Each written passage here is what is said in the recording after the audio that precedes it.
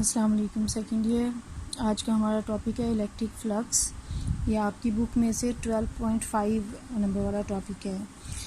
तो electric flux जो है ना, इसकी दो तरह से हम इसकी डेफिनेशन कर सकते हैं, एक स्केलर और एक वेक्टर।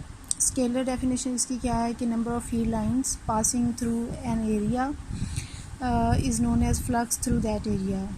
अब मैं बाद में इसको एक्सप्लेन भी करती हूँ क्या है। Dot product of electric field strength E और वेक्टर एरिया ए, इसको भी हम क्या कहते हैं, इलेक्ट्रिक फ्लक्स कहते हैं। ई डॉट ए लिखेंगे इसको हम, या जैसे आपने फर्स्ट ईयर में पढ़ा हुआ है कि डॉट प्रोडक्ट जो है उसको कॉस थीटा के साथ भी लिख सकते हैं स्केलर फॉर्म में, ई ए कॉस थीटा। यहाँ पे थीटा ई और ए के दरमियान एंगल है। अब ये देखिए यहाँ से ना, ये फील्ड लाइंस हैं, कहीं पे इस तरह का फील्ड है, आपने कोई एक एरिया एलिमेंट लेना है। अगर हम इस एरिया एलिमेंट को यहाँ पे रखें तो देखिए इसमें से जो नंबर ऑफ़ फील्ड लाइंस यहाँ पे पास हो रही हैं 1 2 3 4 हैं। तो हम यहाँ पे कहेंगे कि यहाँ पे इलेक्ट्रिक फील्ड इंटेंसिटी जो है ना उसकी वैल्यू 4 है, 4 न्यूटन पर कूलम।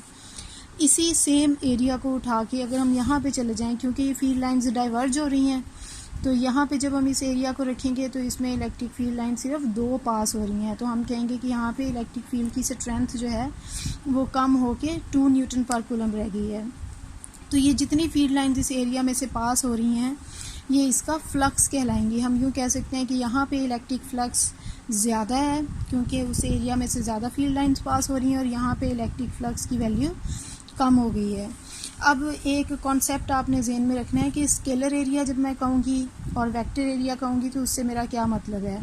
स्केलर एरिया क्या होता है, जैसे आपके पास कोई रेक्टेंगल है तो उसकी लेंथ और विड्थ को मल्टीप्लाई करें तो जो मैग्नीट्यूड आएगा, जो वैल्यू आएगी, वो उसका स्केलर एरिया है। जब मैं कहूँगी वेक्टर एरिया तो वेक्टर एरिया असल में जो एरिया होता है उसकी डायरेक्शन, आपने फर्स्ट ईयर में भी पढ़ा था कि जो भी कोई एरिया है उसकी डायरेक्शन उस पर नॉर्मल लेते हैं। तो जब मैं वेक्टर एरिया कहूँगी तो इसका मतलब ये मैं नॉर्मल टू द सरफेस, इस सरफेस पे जो नॉर्मल है उसकी बात कर रही हूँ। ठीक है, अब इसको फ्लक्स को हम देखते हैं कि ये कब मैक्सिमम होगा, कब मिनिमम होगा। यहाँ पे देखें ये फील्ड लाइंस हैं, एरोज से जो मैंने शो की हुई हैं, ये इलेक्ट्रिक फील्ड इंटेंसिटी को शो कर रही हैं फील्ड लाइंस। इनके साथ मैंने एक area, scalar area in field lines के परपेंडिकुलर रखा है, यानी फील्ड लाइंस इधर से आ रही हैं और ये इस, क्योंकि परपेंडिकुलर आगे ये पड़ा हुआ है तो सारी फील्ड लाइंस इस सरफेस को इंटरसेक्ट करके इसके अंदर से गुजर के आगे पास होंगी। तो इसका मतलब ये है कि यहाँ पे मैक्सिमम फ्लक्स जो है वो इस सरफेस में से गुजर रहा है।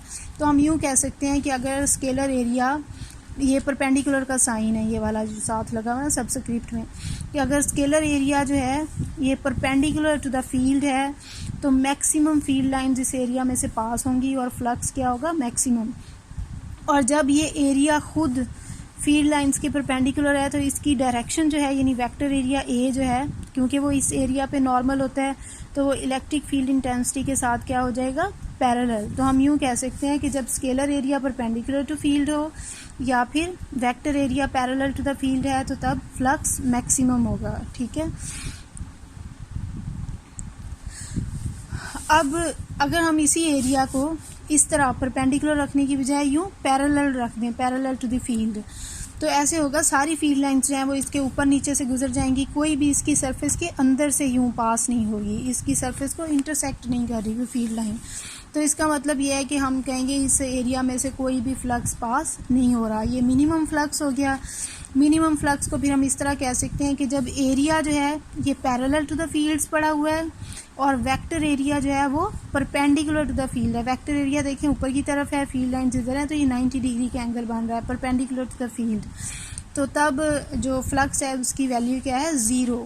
तो ई को ए के साथ पैरेलल ए के साथ मल्टीप्लाई करेंगे तो 0 या मिनिमम फ्लक्स आता है।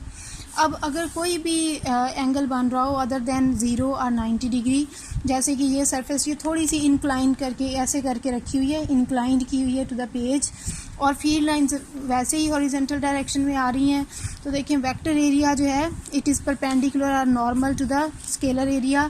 तो वेक्टर एरिया और जो इलेक्ट्रिक फील्ड स्ट्रेंथ है उसके दरमियान एक एंगल थीटा बन रहा है। अब ऊपर वाली दोनों चीज़ों से हमें पता लगा कि जब वेक्टर एरिया और इलेक्ट्रिक फील्ड आपस में पैरेलल होंगे तभी मैक्सिमम फ्लक्स आएगा, जब वो नॉर्मल टू ईच अदर होंगे तब फ्लक्स मिनिमम होगा। तो इसका मतलब ये यहाँ पे हम वेक्टर एरिया के कंपोनेंट्स बना लेते हैं। ये एंगल थीटा है तो थीटा के सामने वाला कंपोनेंट है साइन थीटा, थीटा के साथ वाला कंपोनेंट क्या बनेगा, ये ए कॉस थीटा। अब इसमें से देखिए ये ए कॉस थीटा वाला कंपोनेंट इलेक्ट्रिक फील्ड की क्या है, पैरेलल, वेक्टर एरिया की बात हो रही है। तो वेक्टर एरिया जब पैरेलल था ई के तो फ्लक्स मैक्सिमम था। और ए साइन थीटा वाला जो कंपोनेंट है it is perpendicular to the electric field. तो ये इलेक्ट्रिक फील्ड लाइंस के परपेंडिकुलर है, जैसे यहाँ पे था, तो इसमें से कोई फ्लक्स पास नहीं होगा। तो इसका मतलब फ्लक्स के लिए फिर हम ई ए के प्रोडक्ट में हमने क्या लिखना है, ई मल्टीप्लाइड बाय एरिया का वो कंपोनेंट जो ई के परपेंडिकुलर है, ठीक है, ई ए कॉस थीटा उसको हम लिख लेंगे। तो अब ये आपने पढ़ा हुआ है फर्स्ट ईयर में कि कॉस थीटा जब दो वेक्टर्स के मैग्नीट्यूड के साथ मल्टीप्लाई होता है तो ये असल में डेफिनेशन है डॉट प्रोडक्ट की। तो ई और ए अगर दो वेक्टर्स हैं तो ई ए कॉस थीटा को हम ई डॉट ए भी लिख सकते हैं। तो फ्लक्स की फिर ये डेफिनेशन होगी कि electric flux is equal to dot product of electric field सेक्टेंस E and vector area A. और ये डॉट प्रोडक्ट जो है of vectors is a scalar quantity, तो फ्लक्स भी स्केलर क्वांटिटी है, यानी ये मैटर नहीं करता कि फील्ड लाइन नीचे से ऊपर गुजर रही हैं या ऊपर से नीचे गुजर रही हैं, सिर्फ नंबर ऑफ़ फील्ड लाइंस जितनी पास हो रही हैं किसी एरिया में से वो मैटर करती हैं, ठीक है, डायरेक्शन मैटर नहीं करती इसमें।